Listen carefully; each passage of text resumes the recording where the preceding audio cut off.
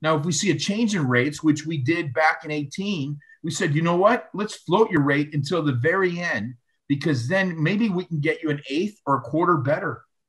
Now, on a $2 or $3 million loan, that made a big difference. That was $500-600 a month. Sure. So that increased their cash flow tremendously.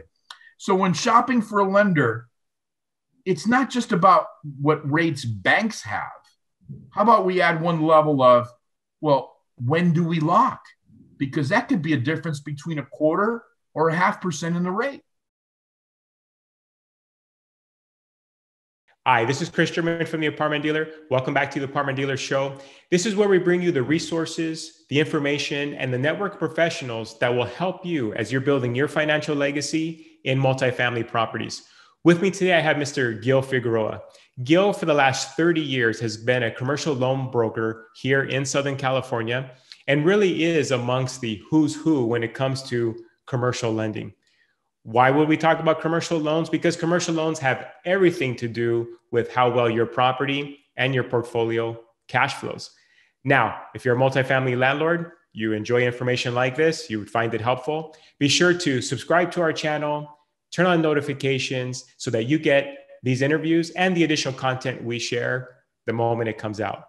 With that, help me welcome Mr. Gil Figueroa. So Gil, welcome to the show. Thank you, Chris. Great to be here. So of late, opening these interview segments, it typically begins with something like, last year was an interesting year. And especially so when it came to lending. And while many of those issues are behind us, maybe not so because we just dealt with COVID-19. Who's to say COVID-30 isn't somewhere in our future? I mean, hopefully not, but I think it is very telling how conservative the lenders became.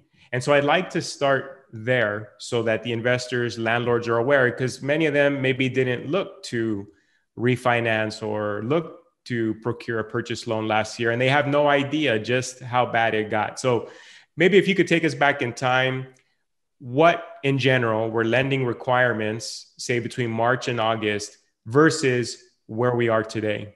Well, the great news is being a mortgage broker is what saved us, because if we were tied to any one institution, it could have been very deadly. There was 3 or 4 main institutions like Chase that really just stopped lending altogether. They raised their debt service.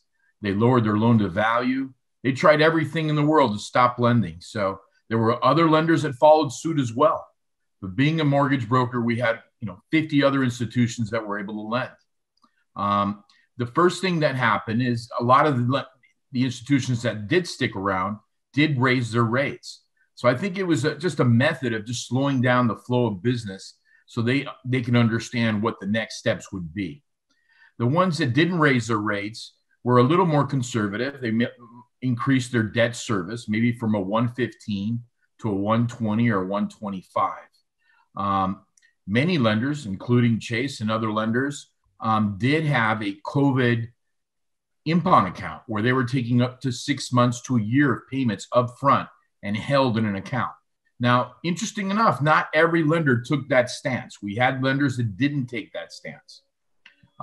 Those were the major nuances of the business. We had a COVID account, which we never had before, obviously, where they were collecting a year's worth of payments, just in case tenants weren't paying or able to pay.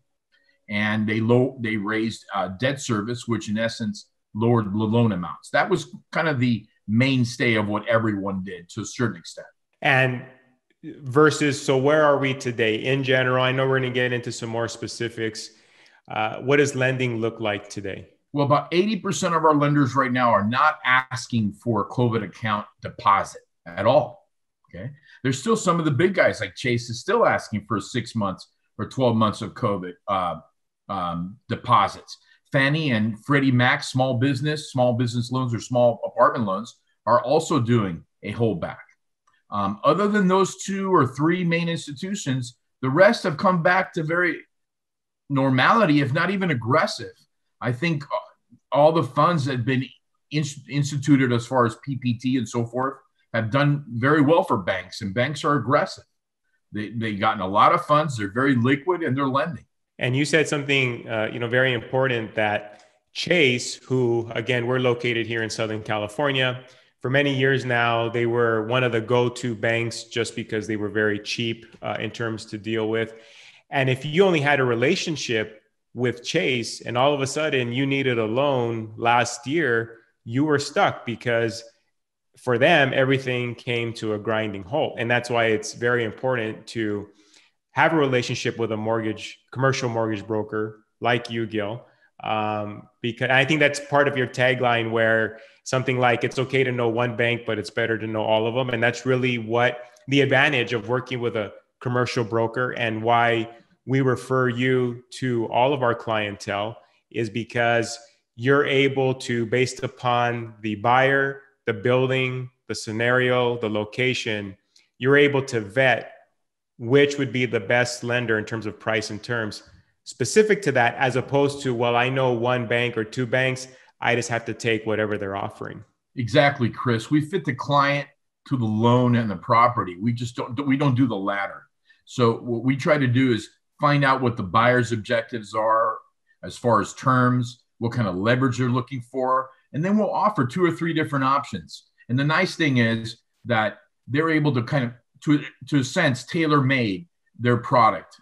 We even have interest-only products. So there's a lot of different loans that are available to the consumer where they might not know, because they're only dealing maybe with one institution and they're not exploring the whole marketplace like we do.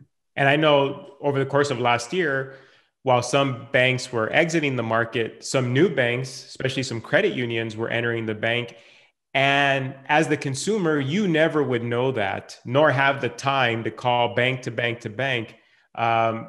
If you wouldn't know about that information unless you had a mortgage broker. So I think, it's a very important point. So Gil, now you've been nice enough to be a part of what used to be live educational events. Now they've become webinars, live webinars, and so forth. But within this platform and sharing the information, we chunk it down based upon 3 pillars, which really cover the life of an investor. The first pillar being maximization, the second pillar being growth, the third pillar being preparing for tomorrow. Under this first pillar, maximization, it's really helping the landlords get a hold of what is it that they currently own to improve the property and increase its value from within. Because for many of them, unfortunately, they look at it as, well, I know more income is coming in than is going out, so I must be winning, to no fault of their own. But obviously, there's a much more sophisticated approach. And those landlords that do very well in the multifamily space understand that. But it begins with maximizing your current property or properties. In order to do that, you need funds. And so let's talk about now, because a lot of times what people would first look to do is a refinance. They'll refinance the building, do a cash out refinance, pull some of that equity out to then put it back into the property to do substantial improvements and so forth. So when it comes to a refinance right now, what are some things landlords need to be aware of in terms of lender requirements? The biggest caveat now is 12-month historical payments. So lenders are asking for a historical of the last 12 months, or to see if there's any issues with maybe COVID non-pays in any way. That's the number one issue. So the lenders are still using a 5% vacancy factor across the board here in Southern California. So as long as we have one tenant, depending on the size of the building, and we're within that vacancy factor, it really doesn't affect their loan at all. If they're into 2, 3 tenants that are non-paying, then obviously that creates a problem. It's going to lower their abilities to get cash out. And the lender might also impound until the tenants, maybe 6 months to a year's worth of rents for those particular tenants until they're remedied. Now, how are they checking to see if these tenants have paid rent? Well, number one, they're asking for rent rolls, which they always have. But there is a very detailed questionnaire, a COVID questionnaire for lenders, which I can send you, and you can have to as well. But it's very detailed, asking who's paying, how are they paying, is anyone late, is anyone sick? So they're asking a lot of details. And really it's between, the borrower and the lender, how they choose to answer as such. So as a landlord, essentially you self-declare if the tenants have paid or not paid. In essence, yes, Chris. Okay. The lender obviously also has, prorations if it's a purchase to look at to see if the prorations match the rent roll. Sure. So that's a purchase, and we're going to get there. So okay. Right. So at least we haven't gone to the levels, Gil, where when you were doing loans for our clients, say back in 2009 and 10, some of the banks literally wanted to see the owner deposit the rental checks at the counter at the bank, get the tape from the bank showing each individual they really wanted to know if the money was there. So it sounds like we haven't got there, and so that's good news. Yeah, knock on wood. It's not quite that forensic. Not as of yet. Okay, so pillar one, maximization. So they can either refinance, utilize some of that capital to improve the property, substantial improvements, or they could take the cash out and roll it into a new property. They're going to need a purchase loan. So now you mentioned purchase loans. What are some things we need to be aware at? We're a landlord, we're an investor, we're looking to purchase a new multifamily property. Again, obviously we're talking about here in Southern California.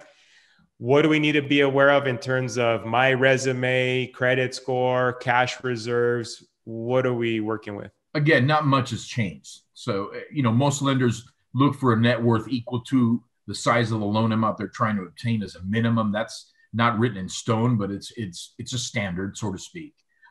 Credit, we have lenders that want a 700 FICO plus. We have some lenders that are much more lenient, it's 650, 620. We've done loans as low as 580. It has to make sense. It has to be a logical situation. So unlike Fannie, Freddie on single family where everything has to fit in a certain box, we have lenders that are a little more common sense.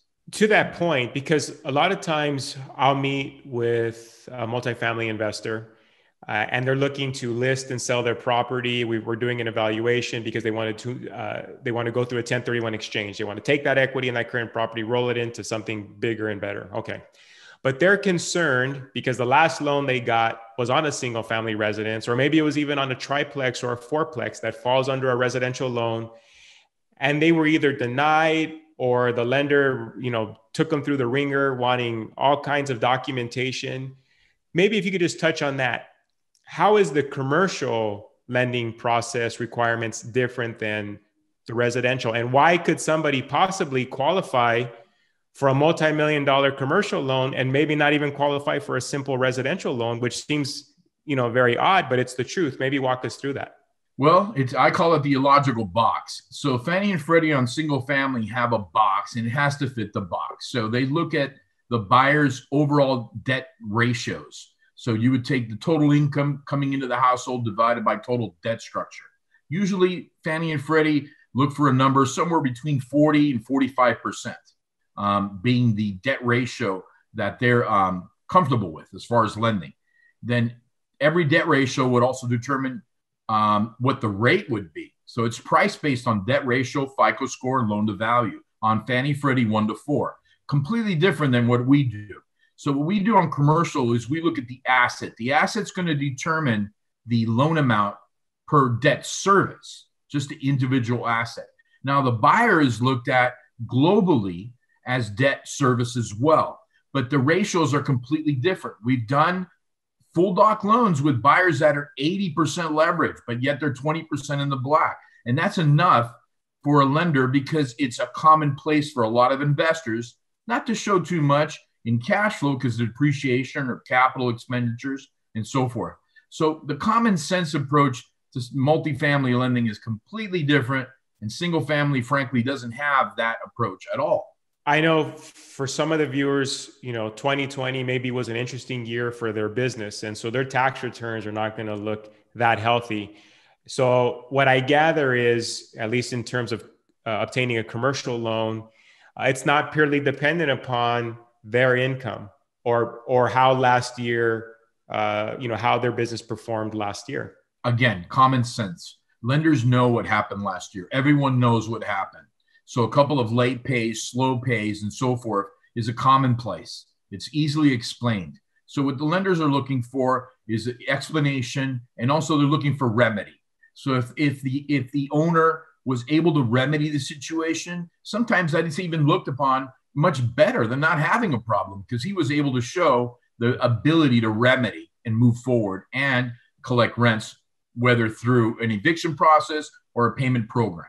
So now the investor, they've moved into pillar two. They're either going through a 1031 exchange, selling a current building they own, taking 100% of that equity, rolling it into a new asset, or maybe they went took a cash out refinance. They're taking probably about 65% max of the building's value, rolling it into something new, but they're in this second pillar of growth. So within growth, and I'm looking to buy a building, cash flow is very dependent upon interest rate. So over the course of the last week and a half, 2 weeks here, watching the markets, the stock market, the bond market, an investor and landlord may say, well, yeah, that's why I'm in multifamily, because it's more dependable, reliable than the stock market that gives you some and then takes it right back 2 days later, versus, hey, the rents are always going to be the same on the first. But it does affect the landlord, right? The bond market, the stock market, in terms of when we're talking about interest rates. So if you could share with our viewers, why should they care what's happening in the stock market, the bond market? What does it mean to their pockets? Sure. Well, first of all, I just want to explain how it works, and I'm going to use just a layman's approach. The stock market, the bond market, is nothing but an auction. So there's buyers and sellers, and where they see value, they buy. When they don't see value, or there's competition for yield, like right now, there's competition for yield. The stock market's high, real estate's doing well, the bonds are not competing well. So when we had bonds back in October at a 10-year treasury at 0.70, I mentioned that our chart technically showed that we were going to have an increase, and a pretty dramatic one, in 10-year treasury yields. That has to do a lot with, again, that auction process where a bond has to be competitive. A lot of consumers think that the Federal Reserve controls interest rate. They do not control. It is an open market, and there's a bid and ask on every product. So if the product is not competitive enough for investors to buy, they won't buy. Hence, rates go up. And that's what's happening now. Now, as rates go up, what happens to the loan? Well, very simple. The debt service remains the same. So let's say, for instance, we're at a 120 debt service, which is the norm for most of our lenders.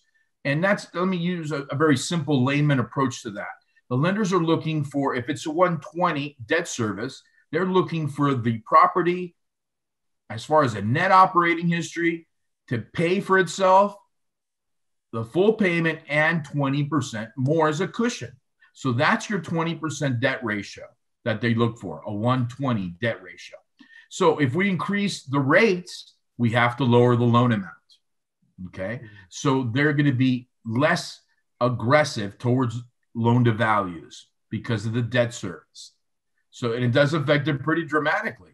0.5% in debt ratio, depending on the size of the loan, could mean another 5% down payment. So it could be a pretty dramatic difference depending on, the building and the income and so forth. Well, and it's a dramatic hit to the cash flow at the end of the day. I mean, if you look at property values during COVID, during the last 12 months, you really wouldn't know much difference from the end of 2019. And that's interesting that values essentially have held. We might be off a couple points, but we've had low interest rates. So you can still show a multifamily asset to a potential buyer based upon today's rate, and it's still cash flows. But like you've said, but you bump that up even 0.5%, it changes. It changes the underwriting, really changes then at that point the value of the property. And especially you put rent control on top of it, where landlords know they can't just change the rents overnight, increase the rents overnight. It again comes back to this tug of war between the rate of return that a buyer is looking for, the value that a seller is hoping for, and the interest rate can really cause the fluctuation there. Now, you mentioned that in October of last year at our live education webinar that we hosted for landlords, you had predicted that rates would go up, and which was against the grain. Most people were saying, hey, we might go to 0%. You might see negative rates.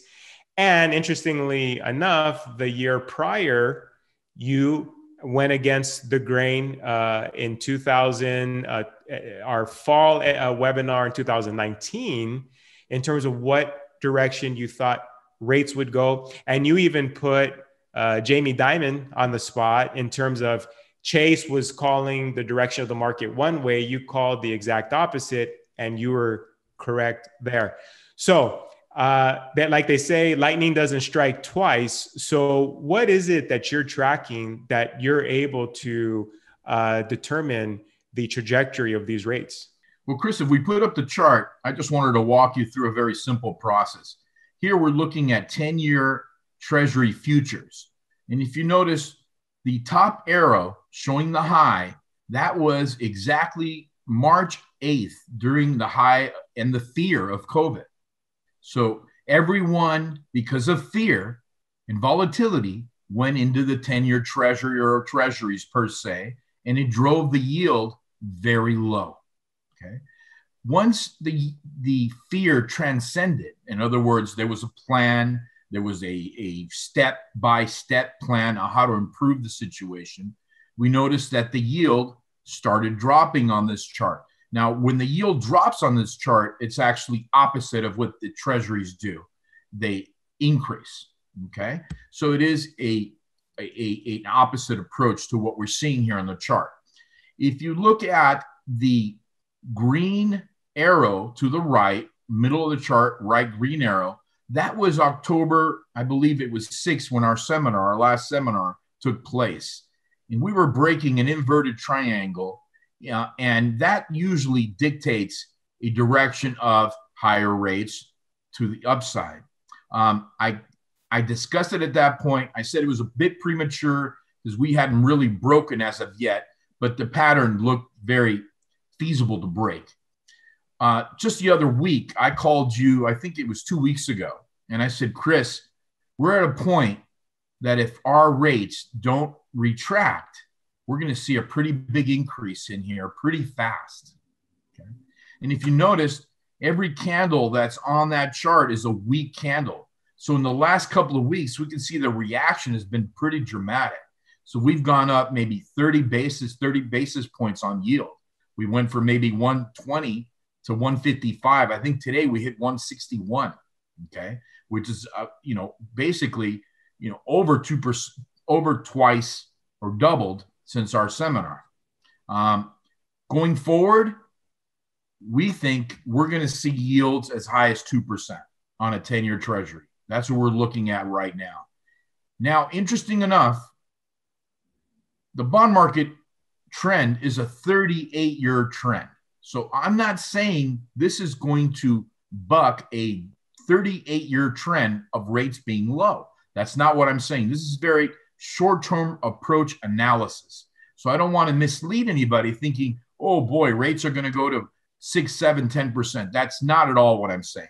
So what I'm saying is rates could head to 3.5, 4.5, maybe even 5. Okay. If we break the 2% yield, that's going to be the interesting factor of how far they continue to go up. Okay. At times, the market seems to revert right around that level. So not to say we won't have negative interest rates in the future. All I'm saying is this analysis is very short term, and it has to be looked at, I'd say, once a month or even quarterly.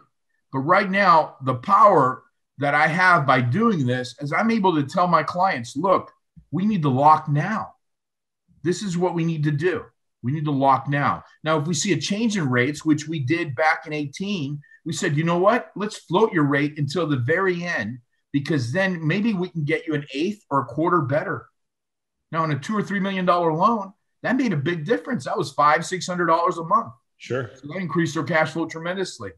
So when shopping for a lender, it's not just about what rates banks have. How about we add one level of, well, when do we lock? Because that could be a difference between a quarter or a 0.5% in the rate.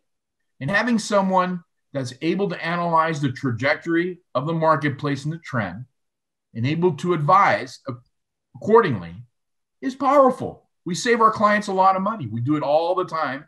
And we have many clients that have done very well by listening to us as far as locking at the right time. And so maybe if we can just take it a little bit more micro. So in general, today is March 5th. In general, what would say be the interest rate for a 5-year fixed loan on $1 million? Well, that's a great question. Right now, if we're looking at an A property or B property and an A and B consumer, in other words, someone who's experienced, has good credit, has great net worth, and personal debt service is fine and strong, we're probably still looking at a 3.3 rate to 3.5. So the rates are still very good. Interesting enough, the banks have gotten so much liquidity that they're not moving very fast on adapting the new 10-year treasury yields because they have their own internal cost of funds. So just because the 10-year treasury moves, it doesn't necessarily dictate that these smaller portfolio banks will move daily. Now, the bigger banks like Fannie and Freddie Mac and Chase do move daily based on the 10-year treasury. A lot of our smaller credit unions and portfolio banks do not. They move based on their cost of funds. So if they're borrowing at 1% or less from the Fed Treasury window, then they're adding a margin, a profit margin per se. And if they feel that they can do more business at that level, they won't change rates. So we've had some banks that haven't moved their rates even through this pretty big change in 10-year treasury rates. And so if in fact 10-year treasuries break that 2% threshold or even go to 2%, you had just said that ideally maybe today you can get 3.3%. Taking that new treasury rate in mind, what would that loan potentially look like at that point? Well, the only way I can give you an idea of that is looking back in history. Okay, so back in history, when we had 2% treasury levels, we were closer to 4%. Okay, 4 to 4.25. That was our range. So that was probably maybe a year and a half or 2 years ago. Right, which would still be a beautiful rate, but you're talking about 1%, close to 1% higher than where we are today. And given what we just said about the tug of war between rate of return and value, that would change things. And I think that's important for investors to know that we do not need to see 10% rates in order for there to be blowback to the market. Anywhere from 0.5 point to 1 point, you're going to see it. You're going to see it in the difference of sales volume because the rate of returns will be changing at that point. Right. I mean, most consumers want to get a lower rate than their cap rate. So that in essence is a very easy comparison. So they like to get a lower rate than their cap rate. If their interest rate is as high as their cap rate, it becomes a little more difficult to cash flow, obviously. Right. And we have, if some of you are watching wondering, what's a cap rate, we have a video that explains exactly what cap rate is, and we'll link to it here. All right, Gil, moving on to the final pillar, which is pillar 3, preparing for tomorrow. These are individuals that are in their golden years of investing. Maybe they're sitting there wondering, well, with the new administration, potential changes in the tax code and different things, do I sell? Do I hold? They're trying to figure out how do they maximize the estate for the next set of heirs. Not only them, but all landlords in general, but primarily them. It's, someone who's thinking long-term. What do they need to know about commercial lending in 2021 as it pertains to them?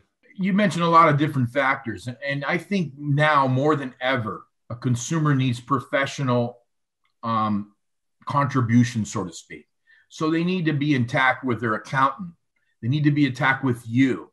They need to be intact with me and understand everything what their needs are. They really need to have a game plan. Now with rent control and rates going up, cash flows are going to be skinnier, and that's a fact. So mistakes happen when there's thinner margins. We are in thin margins now and possibly even thinner in the future. So I believe a consumer needs to have a professional game plan, whether it be his taxation, his inheritance, real estate moving forward. What's he going to do with these assets? How is he going to manage? Is he going to will them off? And then again, once he has that game plan, then what rate does he need to have? What liquidity does he need to have? During COVID, our main focus was to go to consumers and say, look, you might have a good rate now, but get some cash out at a great rate and save the money. Have it around. You never know. If you have tenant problems, you can carry your loan. Or maybe if you have tenant problems and you need to clear up some units, you have the funds to what? Really update your buildings and even improve your situation. Or if nothing happens, everything's great, then you have extra money to do what? To capitalize on the market and buy more. So we pushed the cash out refi aggressively during COVID to have some protection and have some cash available as far as reserves. It's shocking to me that I have clients their net worth are very high, 10, 11 figure net worth, yet their liquidity number is very dismal. And that's a dangerous thing, because if they have a rent collection problem, then they don't have the cash flow to continue to pay. And it's an issue. So they need to have a reserve account. They need to be a little more diversified. A lot of apartment owners do not have diversification. They're only buy apartments. And the moment they have a little money in the bank, they seem to be able to go out and buy another apartment, which is great for them. It's worked really well. But in this environment, you need a little more cushion. You need to make the right moves. You need the right plan. You need the right professionals to contend with. Yeah. Needless to say, it's a new day in multifamily ownership than what it was even when I got in the business 15 years ago, right? You have rent control. You've always had government meddling in your business, but now you have just the overreach of, no evictions and rent freezes. You have banks which have changed lending requirements. It definitely is a new day as a multifamily investor. And that's why we bring individuals such as yourself to speak to our audience so that they feel empowered and so that they feel like they do have the right team of professionals that they can reach out to for that advice, to even just throw some ideas around so that they're not trying to go this alone. Gil, if our audience would like to reach out to you just to get your perspective on the current debt that they hold, procuring new debt and so forth, what's the best way to reach you? They can call, our office direct or my cell phone direct. The number is 562-754-5626. And the 5626 stands for loan. So 754 loan, pretty simple. Or they can email me at Gil, Gil, at firstcommercialcapital.com. Excellent. And we'll have the contact information here. Gil, I want to thank you again for your time. We look forward to seeing you in May at our next live educational webinar we'll be hosting for the landlords.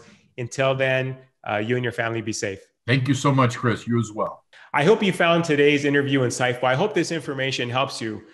Again, back to Gil's comments, the interest rate has a significant impact, or your loan in general has a significant impact on what? Your cash flow. And if it's not for the cash flow, why do we invest our time and our energy and take the risk, right?